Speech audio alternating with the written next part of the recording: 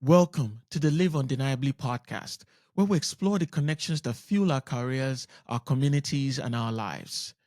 I'm your host, Toye Oremosu. This episode was originally meant to be part of a single conversation, but Pelumi Olatinpo and I went so deep, so meaningful, that I realized that the only way for you, the listener, to get the maximum benefit was to present it in two parts. Part one is called Carried. Part two is called More Than Skill. Today's focus is on what it means to be carried by people, by resilience, and eventually by integrity. Pelumi didn't come to the United States by choice.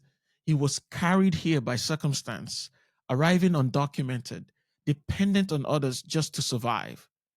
Later in his career, he was carried again, this time by a colleague named Tony, who quietly shouldered his workload and never asked for credit. And years later, when Pelumi had the chance to save himself by exposing someone else's failure, he chose a different way. He carried that colleague with compassion and integrity. In each season of his life, Pelumi's story reminds us that no one moves forward alone. We are all carried, and in time, we are called to carry someone else. I entered into the United States as an undocumented immigrant. So being in that state, it meant that for me, I could not do things ordinarily for myself without the help of others. As a result of that, people became a lifeline. I remember, when we came in, the pastor of the church we stayed with, and everybody along the way that just helped me in one capacity or the other. So right from the jump, and that's like what, almost over 25 years ago or so, it's been a people story. The relationships has basically defined that time and up to now that I became a United States citizen about two and a half years ago. When you arrive in a place where you have no status, no paperwork, no way to create opportunity for yourself, you discover quickly your survival is tied to the people around you. Pelumi was carried by strangers, a pastor who offered shelter, church members who gave him a foothold. Think back to your own starting point. Who gave you the break you couldn't give yourself? Whose generosity bought you time, opened the door, or gave you stability when you didn't have it?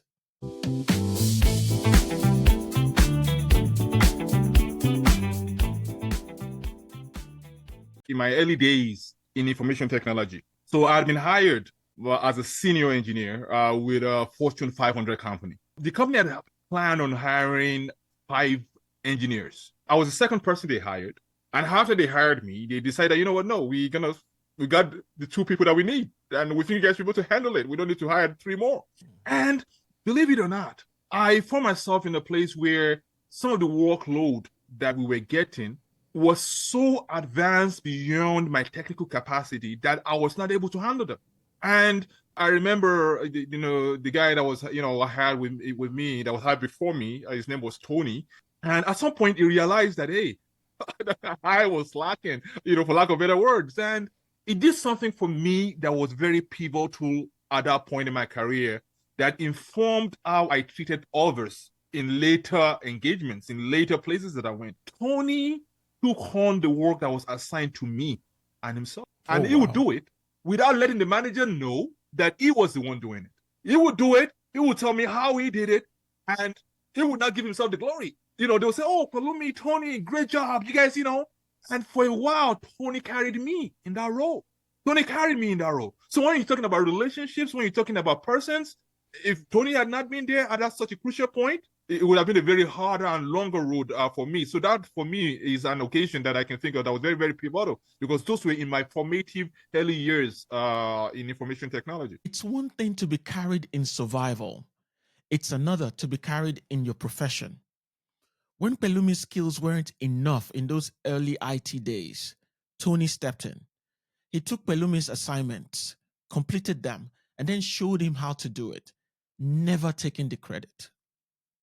We've all had a moment when someone quietly protected our reputation, covered for our mistakes, or taught us without embarrassing us. Who was that for you?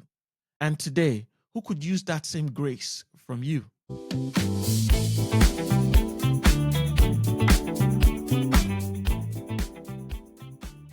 Before we continue, let me pause here to share something that ties directly into this theme of being carried.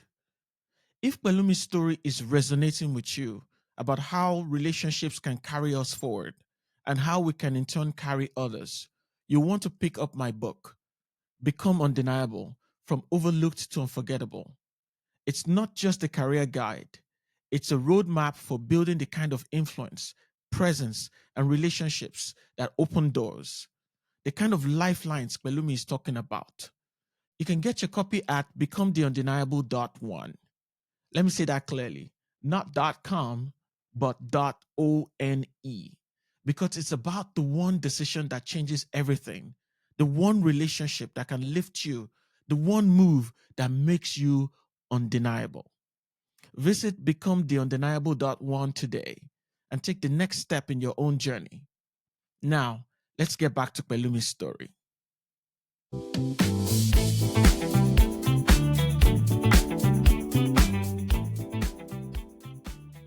What my background, what being an undocumented immigrant, going through that pipeline for decades, literally, is that it made me empathetic.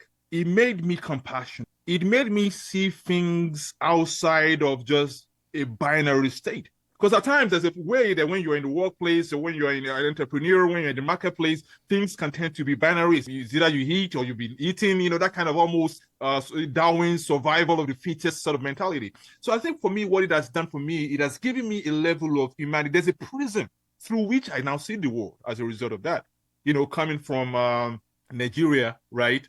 And seeing the level of the collapse of institutions, before I left, and coming to a place like this in the United States and having to be almost living like a second class citizen as a result of not having capacity or ability to do certain things. And knowing that it's not because I don't have ability, but it's because I don't have opportunity, which is something that Napoleon said, that ability is nothing without opportunity.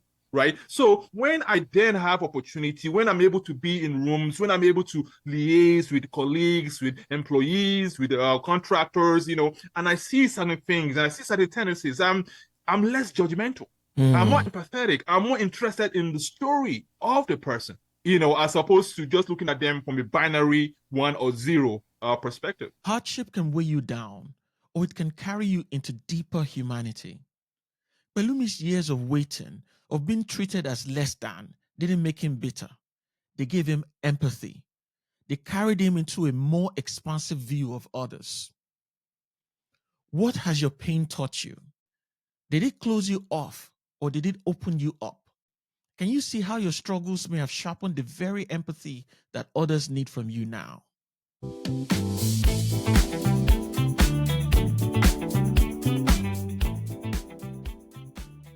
There's a certain level of resilience that is needed to be a leader in any field. And particularly when you're talking about cybersecurity, which is all about resilience. So, if you're going to break it down in a technical way, resilience is ability to absorb impact and not break as a result of that impact. So, let's say, imagine I punch this, my arm, you can see my arm right now, or you throw a basketball down, right? The basketball had the opportunity of staying down, but then it comes back up. That is resilience. So the whole ethos, the whole idea of cyber is that we know that challenges are going to happen. We know there's going to probably be an incident. There's probably going to be a breach. But how soon, how well are you able to recover from that breach, from that incident? And so when I look at my life, when I look at the things that have had the opportunity to define me, at any point in time, I could have given up. I could have said, you know what, it's not worth, pursuing my dreams. It's not worth pursuing my goals. Let me just get the meager food out of life. But and it's not as though you don't get those moments when you can even become suicidal. There were moments when I would say I had suicidal ideation as a result of the things that I was when it looked so dark, when it looked so black, right? And so imagine now within the context of a cybersecurity environment where you have to think about the dark days. Yeah, you have an enterprise environment where things can happen, where incidents can happen, right? I always love to remind folks this, that when in cybersecurity, you have to be right 100% of the time. The hacker, the bad actor has to just be right once. And that once makes all of the difference. So when you think about that within the context of emotional resilience, it means that, if there was an incident, it's not because you did not do what you needed to do. At times there could be lapses. At times there could be, things that you oversaw. But so when you are encouraging, when you are leading a team, when you're designing programs to have, a very efficient, very vigorous and rigorous cyber program, you have to think about those things in mind. That it's not just about making sure that the enemy doesn't come in, but making sure that if and when the enemy does come in, it doesn't destabilize you, that you are not able to function after that. Resilience is another kind of carrying, the ability to rise again when life knocks you down. Pelumi compares it to a basketball. You can slam it to the ground, but it bounces back. Picture the place in your life where you've been knocked down hardest. What carried you back up? And right now, where do you need to trust that you still have the bounce to rise again?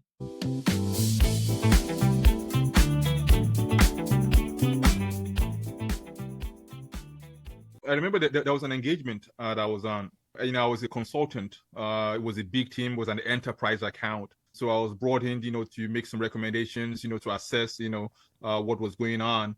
And I remember, making some, like, hey, this is what needs to be done. This is what you should look at. This is, where, there might be a problem. I know this is some of the processes that you have, and they're not mature. You are vulnerable as a result of this. Several weeks later, some of the things that I'd mentioned ended up being exploited and being a problem. And then you had this whole hell broke loose, and there was whole like incident, investigation and all that kind of stuff. And I was pulled into a meeting with the big wigs, for the organization. And this particular director that advised about this, was on the meeting as well. And when they were then, asking specific questions, okay, you are the consultant, we brought you in to do this, what do you think could have caused this, that kind of. I had an opportunity at that point to call it as it happened, to throw the director under the bus. Like, hey, I told your guy just messed up. But, and I think we talked something earlier about empathy, about compassion. While that might have been technically right, but that would not have been the best thing to do at that point in time, because that director acted not out of negligence, not out of willful negligence, but just as a result of the knowledge he had at that time, right? So I just gave some order, kind of like, hey, this happened, this is how it could have been mitigated, without explicitly tying it to him. And once that meeting was over, he came to me, thank you for not throwing me under the bus. Thank you for, because you could have, and you would have, that could have been the head of my job. That could have been a reprimand for me. That could have been, you made me look good. And because that made me look good, that built a brand, that built a trust that, the contract, and the company I was representing got additional dollars as a result of that human relationship. This time, Pelumi became the one who carried. He protected a colleague's dignity when he could have exposed his mistake. That act of integrity didn't just shield the other man, it built trust, credibility, and opportunity. Think about the next time you're in the spotlight. What would it look like to choose compassion over self-preservation? Who could you carry even if no one applauds you for it?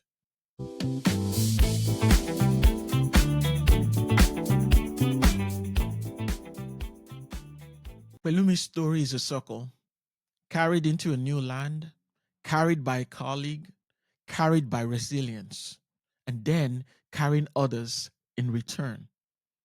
Relationships are not just connections, they are carriers. They hold us when we can't hold ourselves, and they invite us to do the same for others. So let me ask you, who carried you, and who are you carrying now?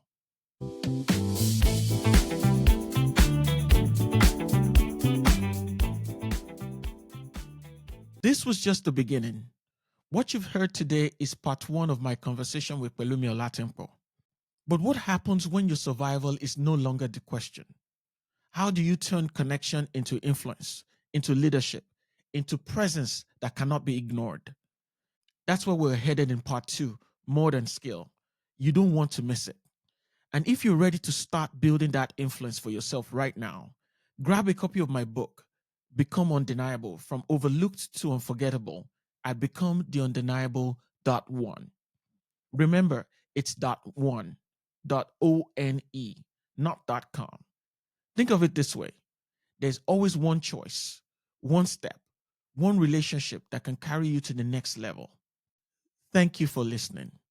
Let's become undeniable together.